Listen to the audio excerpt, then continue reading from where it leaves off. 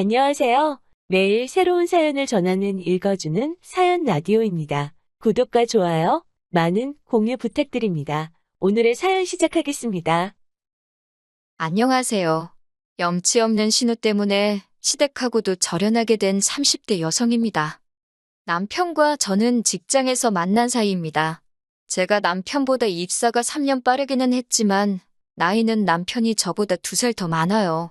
저는 졸업 전에 취업에 성공한 반면 남편은 군대도 다녀오고 취업을 하기까지 시간이 좀 걸렸다 들었습니다. 아무튼 결혼 전까진 같은 은행지점에서 일을 했는데 식을 올리고 얼마 지나지 않아 제가 외국계 금융권으로 이직을 했네요. 사실 저희가 결혼을 하기까지 그 과정이 쉽지만은 않았습니다. 경제적으로 여유 있는 저희 부모님과 그렇지 못한 시댁의 사정 때문이었어요. 일단 저희 친정부터 이야기하자면 친정아버지는 지금은 은퇴하셨지만 대기업 상무까지 지내셨지요. 친정어머니 역시 지금은 아니지만 최근까지 법률사무소에서 아르바이트처럼 일을 하시며 경제활동을 하셨고요. 저희 부모님 자랑 같아서 하나씩 전부 다 열거하긴 그렇지만 솔직히 말해서 당신들 노후 준비는 탄탄하게 되어 있습니다. 덕분에 감사하게도 저는 주변 친구들처럼 부모님에 대한 부양의무라던가 그런 부분에 있어서는 자유로운 편이에요. 하지만 시댁 사정은 많이 달랐습니다. 남편에게 듣기로는 남편이 대학에 들어가기 직전까지 시부모님 두 분이서 신발을 수출하는 공장을 운영하셨대요.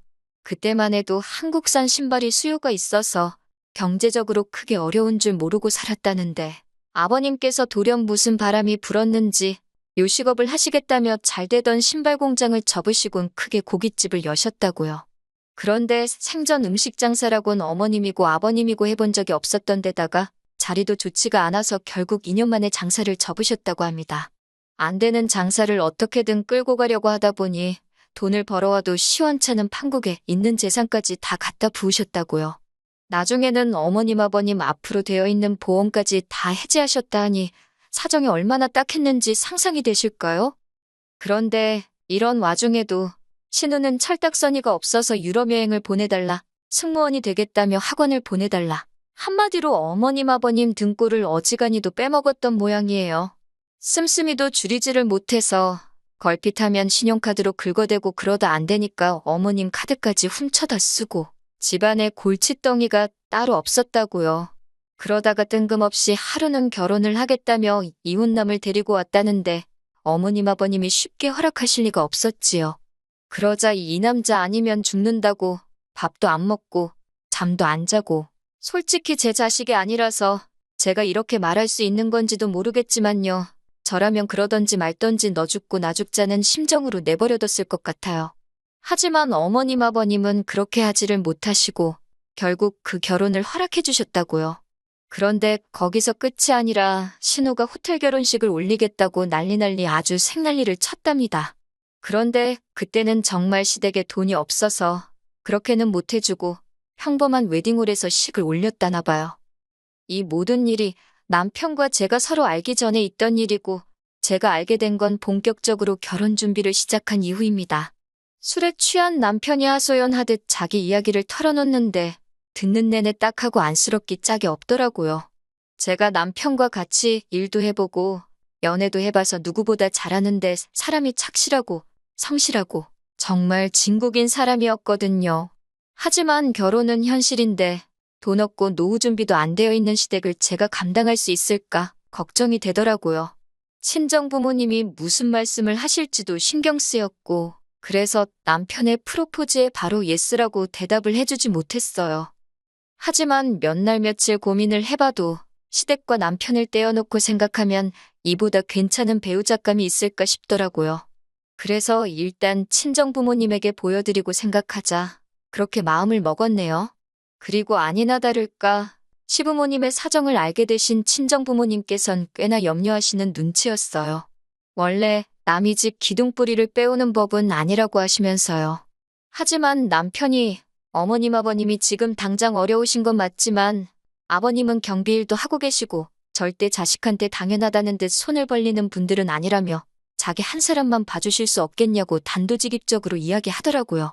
그리고 저는 그런 남편의 돌발 행동에 꽤나 놀랐는데 친정아버지는 사나이답다고 마음에 든다 하셨어요. 솔직히 좀 당혹스럽기도 했지만 어쨌든 허락을 해주셔서 감사한 마음이었고 그렇게 저희는 부부의 연을 맺게 되었습니다. 예상대로 시댁으로부터 금전적인 도움은 전혀 받지 못했습니다. 결혼식은 친정부모님이 전부 부담하셨고요. 어차피 친정부모님을 보고 오신 하객분들이 많았기 때문에 저희로서 크게 부담스럽거나 속상할 상황도 아니기는 했어요. 그리고 친정아버지께서 하나뿐인 딸 결혼시키는데 좋은 데서 시키고 싶다 하셔서 연예인들이 식을 올리기로 유명한 5성급 호텔에서 식을 올리게 되었습니다. 여러 가지로 행복하고 축복받았다 싶은 하루였어요. 하지만 이후로 생각지도 못한 일들을 겪게 되었습니다. 그건 바로 어린 신우의 자격지심에서 비롯된 질투였지요. 발단은 제 결혼사진이었습니다. 시부모님이 저희 결혼사진이 나오거든 하나 액자에서 당신들 집에 걸어놓고 싶으시다며 가져다 달라 하셨거든요. 그래서 식장에서 시부모님과 함께 찍은 사진을 크게 인화해 가지고 갔습니다. 그랬더니 신우가 노발대발 악을 쓰더라고요. 일부러 자기 기죽이려고 야외에서 찍은 것도 있으면서 식장에서 찍은 걸로 가져온 거냐고요. 제가 결혼식을 올린 식장이 신우가 그토록 결혼식을 올리고 싶어 하던 식장이었다는 건 전 전혀 몰랐는데 말이지요. 신우는 어머님 떨어 둘 중 하나만 걸어놓으라며 딸인지 며느리인지 고르라는 말도 안 되는 억지를 써댔는데 어머님이 난처한 듯 제 눈치를 보시길래 저는 괜찮으니 계속 신우네 사진을 걸어두시라 했습니다. 남편도 어이가 없다는 듯 고개를 절레절레 흔들더라고요. 이후로도 명절이나 시부모님 생신 때 만나기만 하면 신우는 말도 안 되는 이유로 시비를 걸어왔어요. 제가 브랜드 핸드백을 들고 가면 돈 자랑하는 거 좀 보라고 그러고 어머님 아버님 드시라고 과일이라도 보내드리면 직접 안 가지고 오고 택배로 보내는 게 아주 시댁을 무시하는 거라 그러고 도대체 무슨 생각을 하고 살면 사람이 저렇게 베베 꼬일 수 있나 신기할 정도였지요. 그리고 그럴 때마다 어머님 아버님은 저에게 미안해 하시면서도 단 한 번도 제 편은 들어주지 못하시더라고요. 당신들 딸 성격이 한마디로 모 같아서 그런 거니 그냥 저더러 이해해 주라는 식이셨어요. 까놓고 말해서 신우가 못했고 제가 잘했다 그런 소리를 듣자는 건 아니었지만 최소한 신우를 한 번쯤은 알아들어 먹게끔 혼이라도 내주셨으면 이 정도로 서운하지는 않았을 거예요. 아무튼 저도 사람인지라 잘하고도 욕먹는 상황이 반복되니 한 2년쯤 지나서는 딱히 뭘 해드리고 싶은 생각도 안 들고 그냥 중간만 가자 그렇게 되대요. 그런 동안 남편은 무얼 했냐면 솔직히 적극적으로 중재를 하려 든다거나 그런 건 없었어요. 그래도 제 억울한 마음을 유일하게 알아주는 사람이었기에 그거 하나 의지하며 서운한 마음을 달랠 수 있었네요. 그리고 남편은 남편대로 저희 친정아버지랑 낚시도 다니고 살가운 사위 노릇을 하려고 노력해 주었고요. 하지만 얼마 전 있었던 일로 신우뿐만 아니라 시부모님과도 저희 부부는 연을 끊게 되었습니다. 지금 다시 생각해봐도 도대체 신우의 정신나간 사고방식을 이해할 수가 없네요. 아버님의 칠순이 지난달이었어요. 요새 환갑은 너무 흔해서 안 챙긴다고 하지만 그래도 칠순은 의미가 남다른 것 같아 남편과 무얼 해드리면 좋을지 이런저런 이야기를 나누게 되었지요.